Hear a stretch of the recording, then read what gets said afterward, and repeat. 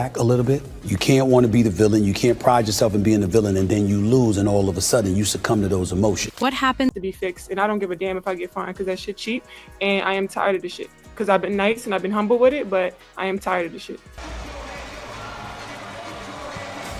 What happens when the glitter of hype collides headfirst with the wrecking ball of reality? What happens when a rising star, a self-proclaimed game changer, suddenly finds herself in the spotlight not for dominance on the court, but for meltdowns that go viral faster than her jump shots? That's the tension boiling in the WNBA right now, and at the center of it all is Angel Reese, a player whose raw talent is undeniable but whose temper has become impossible to ignore. And if that wasn't enough, Stephen A. Smith, the loudest and most unforgiving voice in sports media, has just stepped in to deliver the kind of reality check that no PR team, no fan base, and no excuse could soften. You clicked on this because you know it already feels like a car crash in slow motion, and I can promise you this, it gets even messier than you think. Because here's the belief floating around right now. Angel Reese is supposed to be the face of the future, the villain turned superstar whose intensity would shake up the WNBA and make people pay attention. That's the story her fans sell, and on paper, it's the dream. But here's the contrarian truth, the one nobody in her camp wants to admit.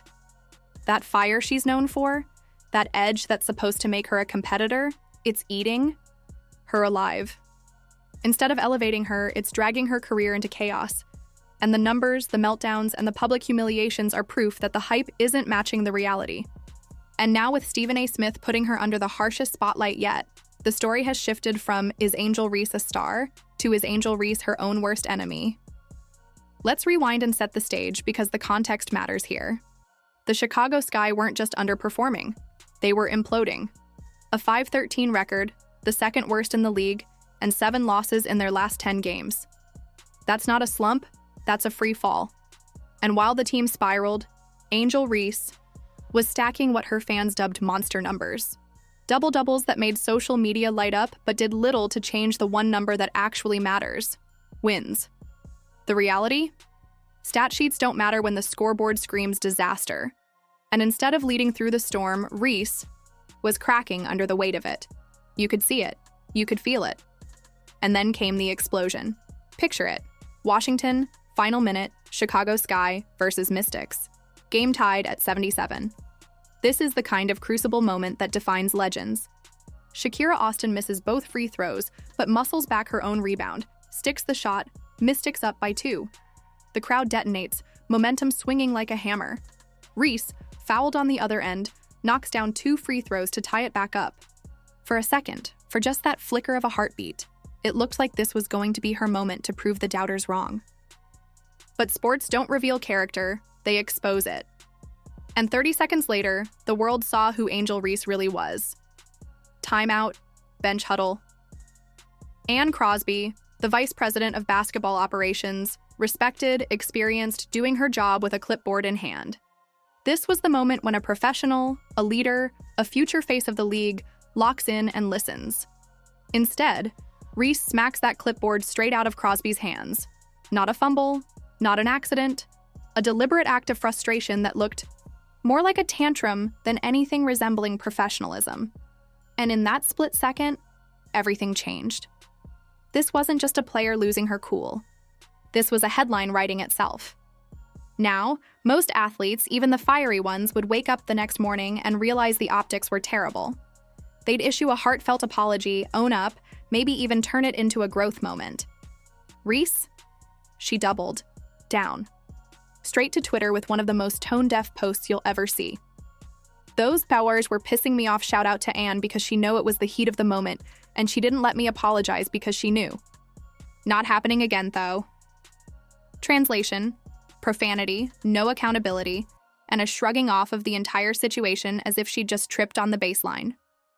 The emojis turned what could have been a turning point into a meme. This wasn't an apology. It was a performance. And worse, it made Ann Crosby, the professional caught in the middle, look like the one carrying Reese's baggage. The player lashes out, the exec gets disrespected, and somehow Reese spins it, as if Ann had done her a favor. That's not growth, that's deflection. And by this point, the sports world wasn't just disappointed. They were done giving her the benefit of the doubt. But here's the kicker. The clipboard wasn't the first crack. 48 hours before, Reese was already in full meltdown mode, torching referees in a press conference with F-bombs and threats. What should have been a breakdown of strategy turned into a rant that felt less like post-game analysis and more like a diary session with cameras rolling. And if you're wondering whether the league noticed, the answer is yes. And so did Stephen A. Smith. Now let me pause here for 1 second, because the next part of this story is where it all flips. You think Angel Reese was loud? You think her Twitter feed was messy? Stephen A. Smith, the man who built a career detonating egos live on national television, decided to weigh in. And when he did, he didn't just critique her, he nuked her entire narrative. So before we walk into the blast radius, do me a favor. If you're already hooked into this chaos, hit that like button and make sure you're subscribed, because what Stephen A. said next is the kind of scorched earth takedown that sets the internet on fire. And here's the thing about Stephen A.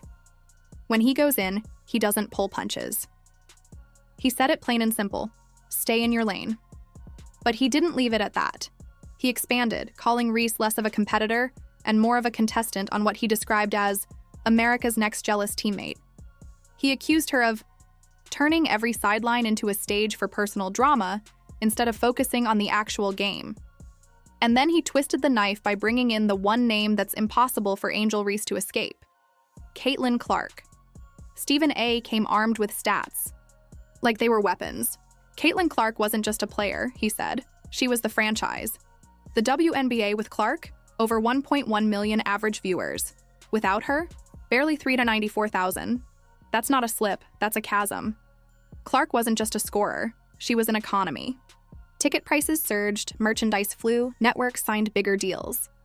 And yet, while Clark was literally pulling the league into relevance, players like Reese seemed more invested in body-checking her into the hardwood than protecting the league's biggest draw. And here's where the whole narrative burned down.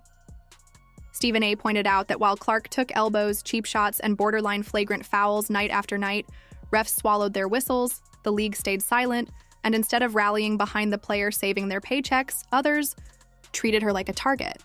And when Clark inevitably went down injured, the numbers collapsed with her. Ticket sales dipped, TV viewership cratered, merch sales flatlined. The bridge Clark had built between her college stardom and the WNBA audience suddenly crumbled. And Stephen A.? He stood there and said, "I told you so," loud enough for the league office to hear. His message was sharp. Angel Reese wasn't just wasting her moment, she was sabotaging her own league. While Caitlin Clark was building bridges, Reese was burning them for retweets and tantrums. While Clark was the face drawing sponsors, Reese was the headline for all the wrong reasons. Here's the brutal truth Stephen A. hammered home. Character matters. You can be great. You can be talented. But if your professionalism is non-existent, if your leadership is toxic, if your emotions dictate your brand more than your actual performance, then you're not the face of the future. You're a cautionary tale. Reese thinks she's being victimized. By refs, by the media, by anyone who doesn't hand her the crown. But the reality is simpler. She's been given opportunity after opportunity, and instead of seizing it, she's tweeting through it. And that's when Stephen A. closed with the line that summed it up perfectly. Get on board or get left behind. Because the Caitlin Clark train is moving, with or without you. And right now, Reese isn't on that train. She's still standing at the platform, arms folded, screaming at the conductor, while the rest of the league barrels forward without her. The clipboard incident wasn't just a tantrum, it was a metaphor. A player so consumed by her emotions that she smacked away not just a clipboard, but the very opportunity to lead. And until Reese learns to channel her fire into winning, until she understands that tantrums don't translate into championships, she'll remain exactly what she is today. A walking headline for all the wrong reasons. And maybe that's the hardest truth of all.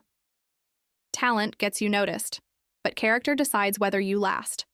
So now the question isn't whether Angel Reese can put up numbers. She can. The question is whether she'll ever grow into the professional the WNBA desperately needs, or whether she'll keep choosing the easy path. More meltdowns, more Twitter excuses, and more Stephen A. Smith reality checks that go viral for all the wrong reasons. So let me leave you with this. Do you think Stephen A. Smith went too far? Or was this the exact reality check Angel Reese needed? Drop your thoughts in the comments. And while you're there, make sure you're subscribed. Because this isn't the last meltdown, and it definitely isn't the last takedown. And trust me, you're going to want to be here when the next one explodes.